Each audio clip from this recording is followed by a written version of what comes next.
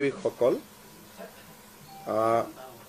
প্ৰতিবাৰৰ দৰে ডিব্ৰুগড়ত মই 4 দিনীয়া ভ্ৰমণসূচীলৈ আহিছিলোঁ আৰু যোৱা 4 মাহৰ পৰা ৰাজ্য চৰকাৰৰ এখন কেবিনেট আমি ডিব্ৰুগড়ৰ পৰাই অনুষ্ঠিত কৰি আহিছোঁ। আজিৰ কেবিনেটত ডিব্ৰুগড়ত আমি 6 জন মন্ত্ৰী আছিলোঁ আৰু বাকি সকল মন্ত্ৰী ভিডিঅ' কনফাৰেন্সৰ যোগেদি আমাৰ লগত সংলগ্ন হৈছিল। আমাৰ কেবিনেটত আজি অসম পুলিচৰ আমি যি নতুন পুলিচ ষ্টেচন বনাই আছো বা পুলিচ ব্যাৰেক বনাই আছো, সাইবাৰ পুলিচ ষ্টেচন বনাই আছো, সেই ধৰণৰ কামবিলাক কৰিবৰ কাৰণে আমি মিছন মৈত্ৰী নামে এখন সোসাইটিৰ গঠন কৰিছিলোঁ। আজি মিছন মৈত্ৰীৰ বাবে কেবিনেটে 150 কোটি টকাৰ অনুমোদন কৰে। অহা 12 তাৰিখে আমাৰ ৰাজ্যত নতুন 10টা সমজিলাৰ কাম আৰম্ভ হ'ব। সেই দিশৰ প্ৰতি লক্ষ্য ৰাখি কেবিনেটে আজি অসম পুলিচৰ কাৰণে সমজিলা আৰক্ষী অধীক্ষকৰ বাবে 10টা পোষ্ট ক্ৰিয়েট কৰাৰ কাৰণে মঞ্জুৰি কৰে। অহা 12 আগষ্টত 10খন সমজিলাৰ উদ্বোধন হ'ব। কেবিনেটে 10খন জিলাত কোন কোন মন্ত্ৰী যাব উদ্বোধন কৰিবৰ বাবে তাৰ নিৰ্ধাৰণ কৰে। বকো 6 গাঁও সমজিলা উদ্বোধন কৰিবৰ বাবে মন্ত্ৰী জয়ন্ত মল্ল বৰুৱা যাব। পলাশবাড়ী সমজিলা উদ্বোধনৰ বাবে মন্ত্ৰী চন্দ্ৰমোহন পাটোৱাৰী যাব। ৰাঙাপাৰা সমজিলা উদ্বোধনৰ বাবে মন্ত্ৰী পীযুষ হাজৰিকা যাব। বৰছলা সমজিলাৰ বাবে অশোক সিংঘাল যাব। মৰিয়নি সমজিলা উদ্বোধন শ্ৰীমতী অজন্তা নেওগে কৰিব। তিয়ক সমজিলাৰ উদ্বোধন মন্ত্ৰী অতুল বৰা ডাঙৰীয়াই কৰিব। মাকুম সমজিলাৰ উদ্বোধন বিমল বৰা ডাঙৰীয়াই কৰিব। ডিগবৈ ৰূপেশ গোৱালা ডাঙৰীয়া, ধলাই কৃষ্ণেন্দু পাল আৰু দুধনৈ ৰঞ্জিত কুমাৰ দাস ডাঙৰীয়াই 12 তাৰিখে উদ্বোধন কৰিব। আজি আমাৰ ৰাজ্যৰ শিক্ষা খণ্ডৰ বাবে বিশ্ব বেংকৰ পৰা আমি 2750 কোটি টকা ঋণ লবৰ বাবে সিদ্ধান্ত লৈছো। এই ঋণ 90% ভাৰত চৰকাৰে উভতাই দিব, অৰ্থাৎ ৰাজ্য চৰকাৰে উভতাই দিব লাগিব মাত্ৰ 275 কোটি টকা। টোটেল লোন হ'ব 2750 কোটি টকা আৰু 90% লোন ভাৰত চৰকাৰে উভতাই দিব, ৰাজ্য চৰকাৰে উভতাই দিব নালাগে।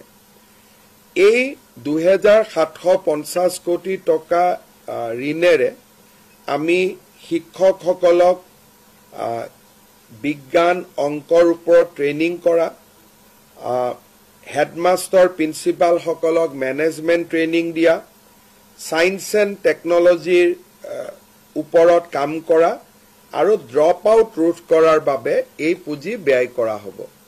এই পুঁজিৰ জৰিয়তে ৰাজ্যৰ 400খন স্কুলক সুন্দৰভাৱে নিৰ্মাণ কৰিবলৈ 3 কোটিৰ পৰা 5 কোটিকৈ টকা স্কুলত ব্যয় কৰা হ'ব আৰু 1733টা অংগনবাদী কেন্দ্ৰকো এটা সুন্দৰ পৰ্যায়লৈ লৈ অহাৰ বাবে প্ৰতিটো অংগনবাদী কেন্দ্ৰতে 25 লাখ টকাকৈ ব্যয় কৰা হ'ব। 1733 অংগনবাদী কেন্দ্ৰত ৰাজ্যৰ শিক্ষা খণ্ডত ই এক নতুন দিগন্তৰ সূচনা কৰিব। আমি বহুদিনৰ পৰা জাপানত অসমৰ শিক্ষিত ল'ৰাক চাকৰিৰ বাবে পঠিয়াবৰ বাবে এডভান্টেজ অসমৰ সময়ত কৰা চুক্তিৰ বিষয়ে আলোচনা কৰিছিলোঁ। জাপানৰ পৰা 3টা কোম্পানীয়ে জাপান চৰকাৰৰ পৰা বিধিবদ্ধ অনুমতি লৈ অসমৰ যুৱক যুৱতীসকলক জাপানীজ লেংগুৱেজত শিক্ষিত কৰিব খুজিছে।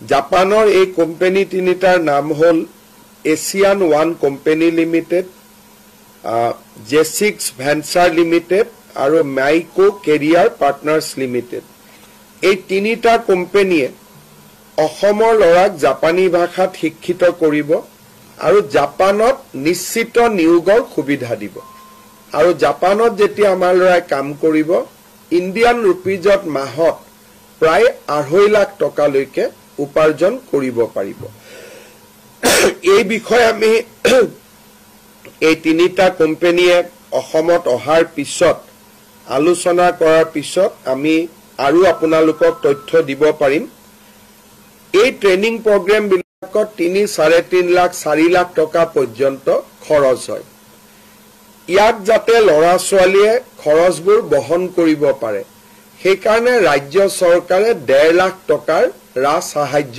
আগবঢ়াব বাকি টকা ষ্টুডেন্টে বেংকৰ পৰাও ল'ব পাৰিব বা নিজেও ইমানখিনি পুঁজি তেওঁলোকে ব্যয় কৰিব পাৰিব কাৰণ 3 মাহ জাপানত দৰমহা পোৱাৰ লগে লগে তেওঁলোকৰ মূল বাজিটো বিনিয়োগ কৰিছিল হেতু লগে লগে তেওঁলোকে উভতাই দিব পৰা পৰ্যায়ত আহি যাব আমি প্ৰথম পৰ্যায়ত 3000 অসমৰ ল'ৰাক জাপানত চাকৰি কৰিবৰ কাৰণে জাপানীজ ল্যাঙ্গুৱেজ ট্ৰেইনিং দিব খুজিছো আৰু বহুত সময়ত কোনোবা ল'ৰা ছোৱালী যদি জাপানতো যাব নোখোজে জাপানৰ ইমান কোম্পানী এটা ইণ্ডিয়াত আহিছে তেওঁলোকে ইণ্ডিয়াতো কাম কৰিব পাৰিব জাপানীজ কোম্পানী ইন ইণ্ডিয়া এই আঁচনিখন যাৰ নাম আমি CM ফ্লাইট বুলি দিছো chief minister foreign language initiative for global human talent so এইটো আমাৰ এডভান্টেজ অসমত আমি ঘোষণা কৰিছিলো